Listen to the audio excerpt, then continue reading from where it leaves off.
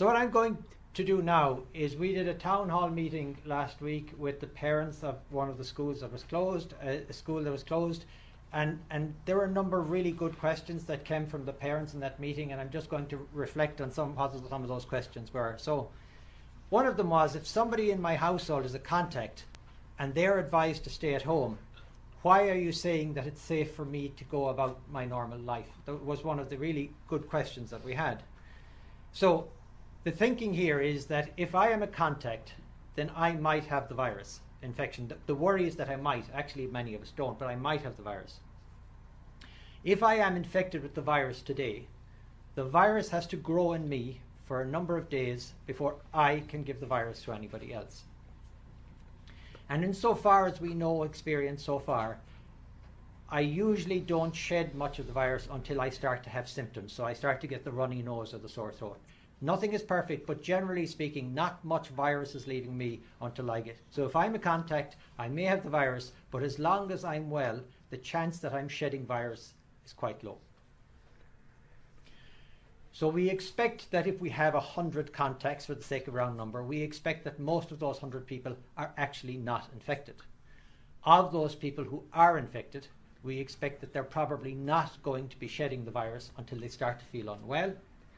And if they do shed the virus and they give it to somebody in their house, that person isn't going to shed the virus for a few days after that. So therefore, if I am living in the house of a contact, but the person who is a contact as well, the chance that I'm taking that virus outside is so low that our advice is that it's reasonable for you to live your life as normal in that setting. So that's the reasoning that underlies the advice. Okay, another big question that came up, and this is a really good question as well, is why don't you just get all the contacts and test them? And then you would know if they had infection or not. And the answer is that it doesn't work like that. I wish it did. It would be much better. So how do we test for coronavirus? Well, the test is based on taking a special type of swab from the nose or throat. The lab then gets the swab, and they test that swab to see if there's any virus genes on the swab. If there's enough virus genes on the swab, the test gives a signal. If you like, the light comes on. If there aren't enough virus genes in the sample, there's no signal, the light doesn't come on. If the light doesn't come on, that doesn't prove there's no virus there. What it means is that there's not enough virus for the test to detect. And that's really important, because the test is either positive or it's not detected. It's not negative. There are no negatives. So if I am a contact and I have a test and the test comes back, we didn't find any virus, there's no reassurance there that if you test me tomorrow, you won't find the virus. So testing everybody sounds like a good idea, but in fact it isn't, because that's not, the test doesn't work like that. So that's the answer to why do we not test everyone. The test works well for people who've got symptoms, because usually you start to shed a lot of the virus when you start to have a runny nose or a sore throat, and you're shedding enough virus at that point for the test to work well. Before that, you may have the virus, but the amount that's coming out is so low that the test is not reliable. That isn't to say it will never work, but it's not reliable, and that's the experience we've seen from countries who've done this. So if you test me as a contact and the light doesn't come on, there is a danger of giving a false sense of assurance that I'm clear, but that's not what the test means. So that's the explanation why we don't just test everyone. Another question, which was, one of the things that was very striking in the town hall meeting, was just the impact that this has on the lives of people. And so for people who are in households where there is somebody who has a chronic disease or some other vulnerability to disease, what does this mean for them? And the question was, if somebody in my house is already sick, are they at increased risk?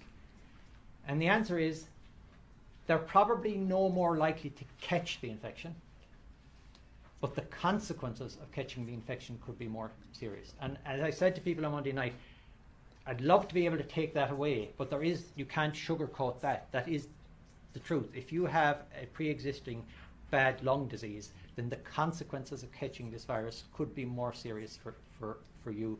But the way you protect yourself is the same.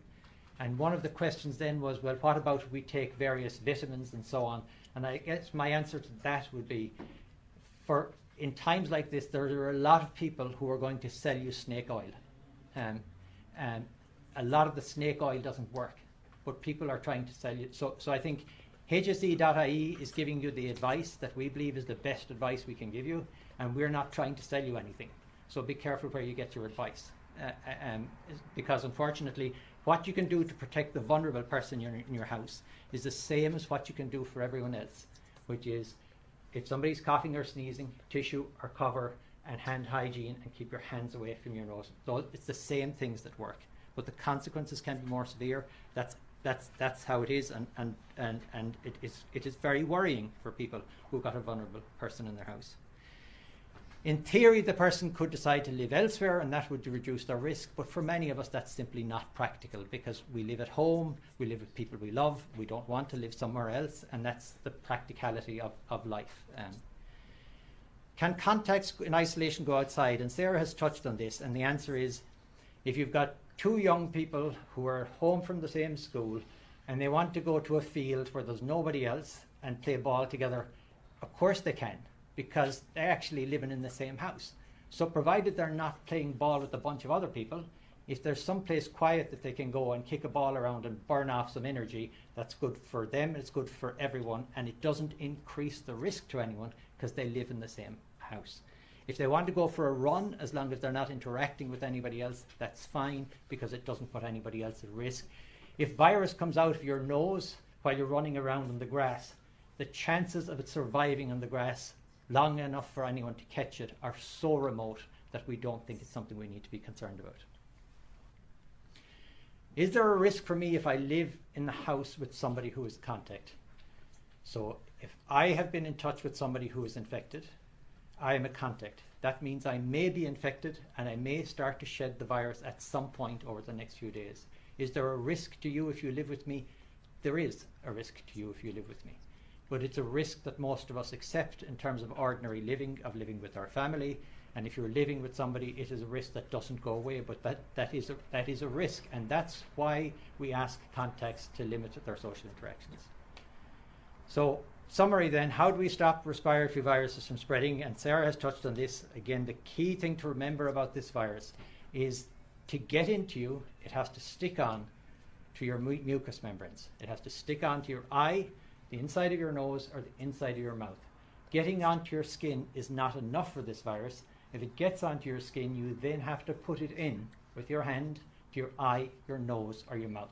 So if you do your hands, and you make sure that you do them right, so that you get all the virus off, and there is a drill that you have to do if you're going to do that, and if you do that, then you can be pretty sure that when you do put your hands to your mouth, that you've washed the virus away. Thank you.